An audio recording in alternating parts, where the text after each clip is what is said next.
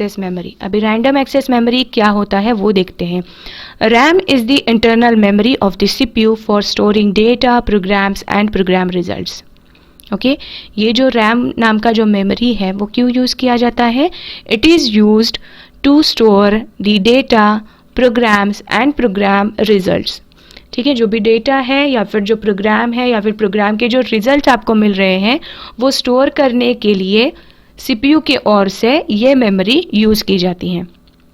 ठीक है, then it is a read और write memory which stores data until the machine is working. अभी of course ये main memory का part है, मेन मेमोरी का क्लासिफिकेशन हम यहाँ पर देख रहे हैं, तो ये भी सेम उसी तरह से काम करने वाला है कि ये भी क्या करेगा, जब तक मशीन काम कर रहा है, जब तक मशीन वर्किंग है, तब तक ये उसके अंदर डेटा जो है वो रीड कर सकता है या फिर राइट कर सकता है। जैसे मशीन स्विच ऑफ हो जाएगा वैसे यहाँ से जो डेटा है वो इरेज कर दिया जाएगा। ठीक है, as soon as the machine is switched off the data will be erased. Access time in RAM is independent of the address, that is, each storage location inside the memory is as easy to reach as other location and takes the same amount of time. ठीक है, जब आप RAM के अंदर कोई भी data store करते हो और उसको अगर एक्सेस करने की बात आती है वहाँ पर, तो कौन सा भी लोकेशन हो, ठीक है, स्टोर किया हुआ कौन से भी एड्रेस पे आपका जो डेटा है वो स्टोर किया हुआ हो, फिर वो 0th लोकेशन पे हो या फिर लास्ट वाले लोकेशन पे हो, कहाँ पर भी हो, एक्सेस करने का टाइम जो है वो आपको सेम ही लगने वाला है। ठीक है, ऐसा नहीं है कि 0th लोकेशन पे अगर आपका डेटा कुछ स्टोर किया गया है तो वो जल्दी से एक्सेस कर दिया जाएगा, और अगर लास्ट एड्रेस पे डेटा स्टोर किया है तो वो एक्सेस करने में कुछ टाइम लग जाएगा। ऐसा नहीं होता है। कौन से भी एड्रेस पे, रैम के अंदर कौन से भी एड्रेस पे जो आपका डेटा है वो स्टोर हो, वहाँ पर उसको एक्सेस करने के लिए टाइम जो है वो सेम लगने वाला है। That's why it is called as RAM is independent of the address. ठीक है, access time in RAM is independent of the address. ठीक है, या एड्रेस के ऊपर डिपेंड नहीं करता है उसका एक्सेस टाइम, सब जगह पे उसका एक्सेस टाइम जो है वो सेम ही रहता है। ठीक है, data in the RAM can be accessed randomly but it is very expensive. जो रैम के अंदर जो डेटा होता है वो एक्सेस करने के लिए वो रैंडमली एक्सेस किया जाता है, लेकिन ये जो टेक्निक है ये थोड़ा सा एक्सपेंसिव हो जाता है। ठीक है, रैम इज़ वोलाटाइल, ये आपको पता ही है, रैम जो है वो वोलाटाइल है। क्यों? क्योंकि उसका पहले वाला जो था, मतलब उसके माँ बाप जो थे, आपके मेन मेमोरी या फिर प्राइमरी मेमोरी हम कह सकते हैं, तो वो क्या थे, वो वोलाटाइल थे, तो उनका बच्चा भी वोलाटाइल ही आ जाएगा, है ना। ठीक है, सो प्राइमरी मेमोरी या फिर मेन मेमोरी के बच्चे कौन से आ गए, 2 बच्चे आ गए, रैम और रोम। अभी प्राइमरी मेमोरी जो है वो अगर वोलाटाइल है तो रैम क्या हो जाएगा, वो भी वोलाटाइल हो जाता है। मतलब क्या है, जैसे ही कंप्यूटर का पावर स्विच ऑफ हो जाएगा वैसे वहाँ से डेटा जो है वो उड़ जाएगा। लेकिन अगर आपको ऐसा नहीं होने देना है तो एक ऑप्शन है आपके पास। क्या ऑप्शन है कि आप यूपीएस बिठा लो आपके कंप्यूटर के साथ। ठीक है, यूपीएस मतलब क्या है, अनइंटरप्टेबल पावर सप्लाई। ठीक है, अनइंटरप्टेबल पावर सप्लाई ये क्या करता है, जैसे ही आपके घर की पावर चली जाती है तो आपका जो कंप्यूटर है वो पावर, मेन पावर से लेके यूपीएस के ऊपर शिफ्ट हो जाता है। मतलब वो क्या करता है, यूपीएस के अंदर बैटरी होती है, और जैसे हमारे घर में इन्वर्टर का काम चलता है ना, कि पावर अगर कट हो जाता है तो आपका, हम जो पंखे वगैरह इस्तेमाल करते हैं वो आपके इन्वर्टर की बैटरी के ऊपर चलते हैं। तो सेम उसी वे में यहाँ पर यूपीएस काम करता है। जैसे ही मेन पावर कट हो जाता है, मेन पावर चला जाता है, तो वैसे आपका जो कंप्यूटर है वो यूपीएस के ऊपर शिफ्ट कर देता है। यूपीएस की बैटरी जितनी चलती है, near about 30 minutes, 25 to 30 minutes का जो टाइम पीरियड है आपको मिल जाता है। उसके अंदर आपको जो भी डेटा स्टोर करना है वो प्रॉपरली आप स्टोर कर सकते हो। इसके वजह से क्या होगा, आपका जो डेटा है जो प्राइमरी मेमोरी के अंदर था वो आप सेकेंडरी मेमोरी के अंदर प्रॉपरली उसको सेव कर लेते हो, तो वो इरेज नहीं हो जाता। ठीक है, वो वहाँ पर आपको बाद में फिर से जब भी आप कंप्यूटर ऑन करोगे तो वो आपको मिल जाता है। क्यों? क्योंकि आपने वो जो डेटा है वो प्राइमरी मेमोरी से सेकेंडरी मेमोरी के अंदर स्टोर कर दिया था। ठीक है, सो यूपीएस का ऑप्शन आप यूज़ कर सकते हो इन केस अगर आपको आपका जो डेटा है वो गंवाना नहीं है तो। ठीक है, so RAM is small both in terms of physical size and in amount of data it can hold. ये जो रैम है ये छोटा होता है, एक तो इसका साइज़ भी छोटा है और दूसरी बात ये कि डेटा स्टोर करने की जो कैपेसिटी है उसकी, डेटा होल्ड करने की जो कैपेसिटी है वो भी उसकी कम होती है। अभी रैम फिर से दो टाइप्स में डिवाइड हो जाता है। यहाँ पर देखो कन्फ्यूजन मत करना, पहले आता है आपका मेन मेमोरी। मेन मेमोरी दो टाइप्स में ट्रांसफ़र हो जाता है, एक होता है आपका रैम, दूसरा होता है रोम। रैम अभी हम देख रहे हैं रैंडम एक्सेस मेमोरी, वो फिर से दो टाइप्स में डिवाइड हो रहा है। एक है स्टैटिक रैम जिसको हम शॉर्ट में कहते हैं एस रैम, और दूसरा टाइप आ जाता है आपका डायनेमिक रैम जिसको हम कहते हैं डी रैम।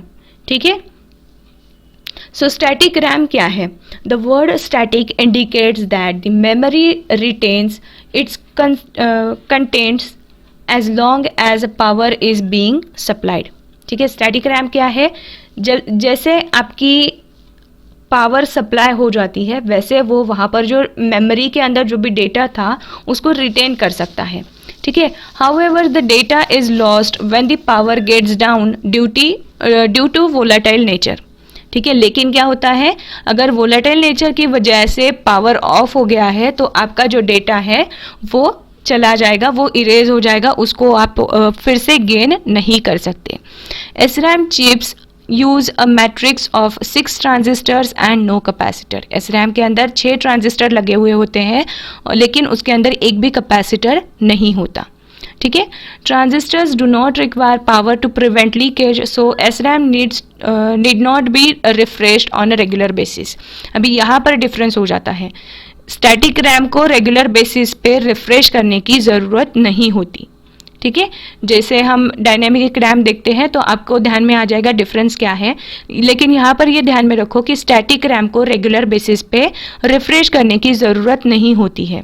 क्यों? क्योंकि transistor do not require power to prevent the leakage. There is extra space in the matrix, hence SRAM uses more chips than DRAM for same amount of storage place, making the manufacturing cost higher. अभी as compare to the DRAM, SRAM की जो manufacturing price होती है वो high होती है। क्यों high होती है? तो इसका रीज़न भी आपको यहाँ पर दिया है। क्यों?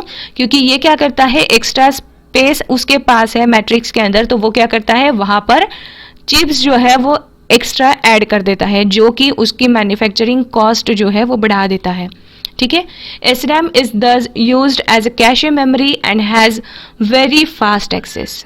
SRAM जो है वो इसकी वजह से कैशे मेमोरी करके यूज़ किया जाता है और उसका जो एक्सेस टाइम है वो बहुत हाई है। ठीक है, सो कैशे मेमोरी और स्टैटिक रैम, इसका कनेक्शन जो है वो शायद से अभी आपको समझ में आ गया होगा। नेक्स्ट जो चीज़ है यहाँ पर वो हमें देखनी है कैरेक्टरिस्टिक्स ऑफ स्टैटिक रैम।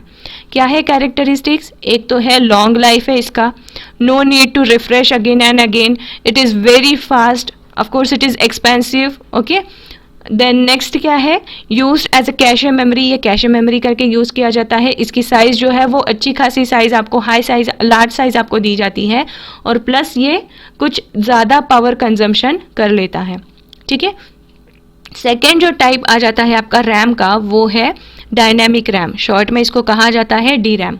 ठीक है, डायनेमिक रैम क्या करता है, D RAM unlike S RAM must be continually refresh in order to maintain the data.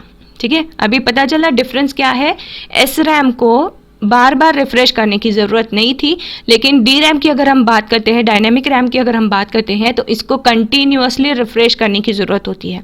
अभी इसका कंटिन्यूअसली रिफ्रेश करना मतलब क्या है, 1 सेकेंड में उसको 100 बार उसको रिफ्रेश करना पड़ता है। ठीक है, कंटिन्यूअसली रिफ्रेश करना मतलब ऐसे नहीं है कि 1-2 मिनट के बाद उसको रिफ्रेश करो, ऐसा नहीं होता है। डायनेमिक रैम में क्या करना पड़ता है, 1 सेकेंड में उसको नियर अबाउट 100 टाइम उसको रिफ्रेश करना पड़ता है, और जितने बार आप रिफ्रेश करने वाले हो, उस सर्किट को जितने बार आप रिफ्रेश करने वाले हो उतने बार वहाँ पर जो डेटा था वो रीराइट किया जाता है। ठीक है, वही आपको सेकेंड पॉइंट में बताया। यहाँ पर देखो, this is done by placing the memory on this refresh circuit that rewrites the data several hundred times per second। 1 second में कितने भी 100 बार वहाँ पर उस डेटा को रिफ्रेश किया जाता है। ठीक है, और जब भी रिफ्रेश किया जाता है तो क्या होता है, वो डेटा फिर से वहाँ पर लिखा जाता है, मतलब वहाँ पर उसको रिफ्रेश किया जा रहा है। ठीक है, D RAM is used for most system memory as it is cheap and small. ये जो है ये सिस्टम मेमोरी करके काम करता है बहुत जगह पे। क्यों? क्योंकि ये थोड़ा सा सस्ता है और छोटा है, ठीक है। All DRAMs are made up of memory cells which are composed of one capacitor and one transistors. There are some characteristics of dynamic RAM like short data life. यहाँ पर जो डेटा है उसका लाइफ जो है वो बहुत ज़्यादा शॉर्ट होता है, क्योंकि एक सेकेंड में उसको सेवरल 100 टाइम्स उसको रिफ्रेश किया जाता है। तो you can imagine how much life time is there for the data. Okay, need to be refresh continuously, इसको रिफ्रेश करना बहुत ज़रूरी होता है, इसको बार बार रिफ्रेश करना पड़ता है। Then slower as compare to the SRAM, अगर स्टैटिक रैम से अगर हम इसको कंपेयर करते हैं तो ये उससे स्लो है। यूज्ड एज अ रैम, जो डायनेमिक रैम है वो प्रॉपरली आपका रैम करके यूज़ किया जाता है।